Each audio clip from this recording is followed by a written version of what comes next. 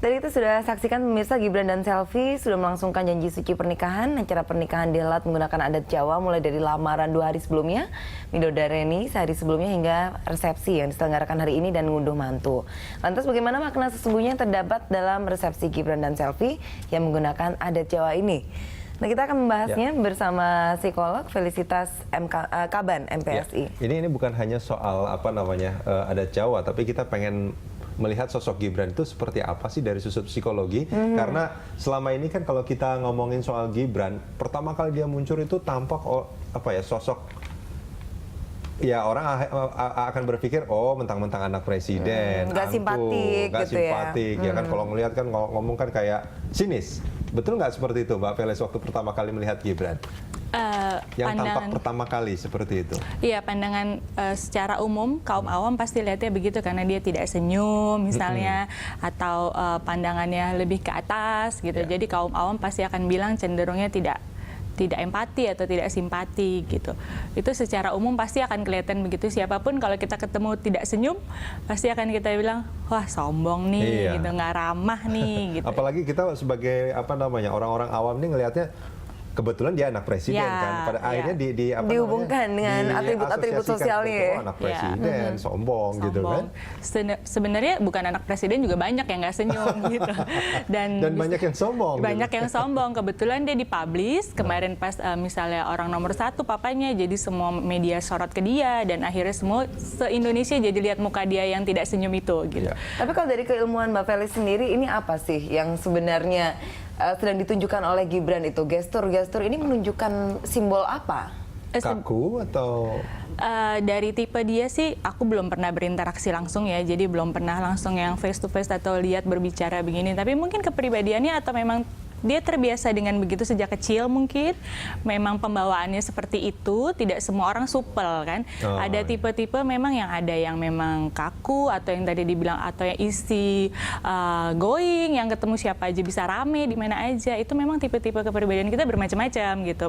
Gibran salah satunya masuk di kategori yang kurang supel mungkin dibandingkan yang begitu ketemu langsung rame, yang langsung hai apa kabar. Kalau Gibran tipenya lebih yang tidak aktif untuk berkomunikasi, kurang aktif gitu lah.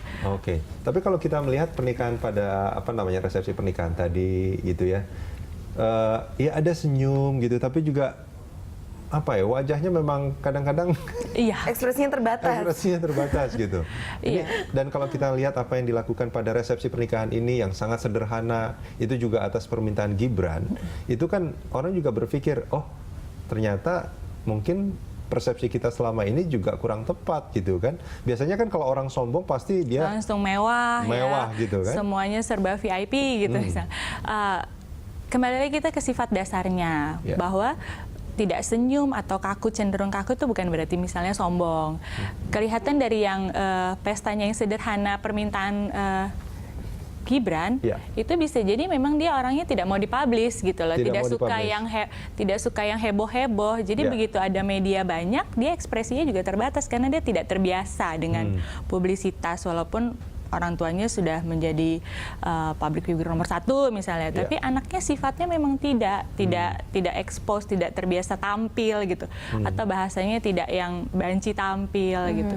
Jadi untuk pernikahan juga dia requestnya yang sederhana gitu, karena dia memang tidak mau ribet untuk yang ribet-ribet lah gitu. Memang tipe dia cenderung ke situ. Tipenya seperti itu, namanya tipe apa itu, Mbak Felis? Kalau ada nggak istilahnya atau terminologinya dalam? Kalau awam bilangnya terbuka tertutup, introvert ekstrovert misalnya gitu ya. Dia tipenya yang cenderung tertutup gitu. Yang introvert itu ya? Bisa dibilang begitu. Oke. Sebenarnya kalau sikap introvert ini ini sebentar Jas, ini kita lihat. Ini pertama kali Gibran muncul. Oke, yang waktu papanya dilantik ya? Iya. Kita lihat bersama tuh. Ternyata sosok yang Iya, pada saat itu juga mungkin dia masih belum bisa menata kata-katanya secara hati-hati ya, gitu kan, sehingga wartawan yang tidak mengerti bagaimana cara berkomunikasinya, ini sering kemudian memelintir gitu, menjadi satu pemberitaan lagi. Nah ini sebenarnya mau tidak mau keluarga presiden ini suka tidak suka, itu kan harus mulai mengerti juga bagaimana berkomunikasi. Kita bandingkan sekarang. Ya. Ini habis walaupun tidak banyak berubah ya maksudnya, dan memang ini momennya menyenangkan ya mungkin. Jadi ada perubahan sedikit dalam ekspresi wajahnya. Dan di sini dia nggak perlu ngomong apa-apa sebetulnya. Betul. Tapi ini tadi kembali lagi Mbak Felis.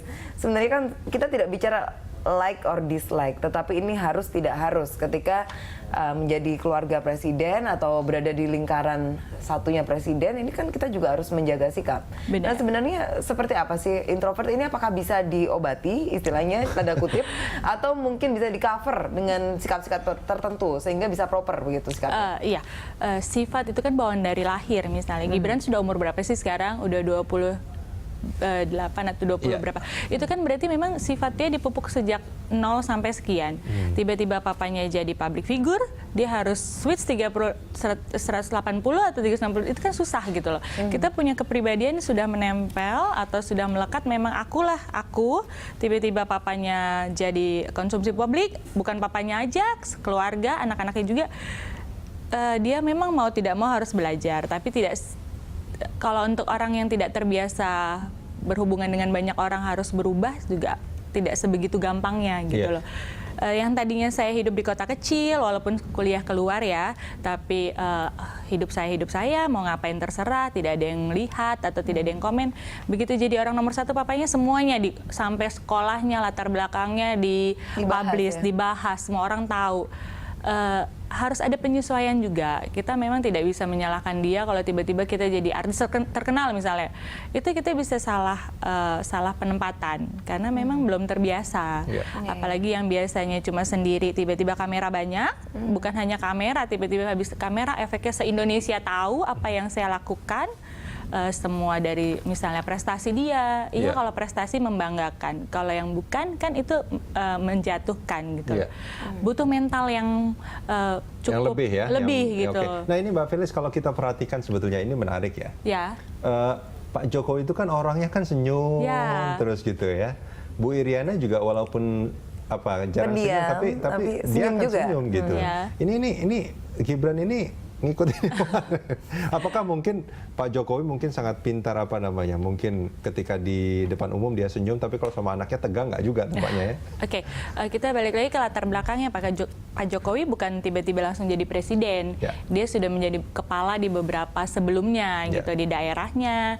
Jadi dia memang gaya kepemimpinannya sudah oke gitu kan, sudah banyak pengalaman, sudah punya bawahan banyak, menghandle banyak orang.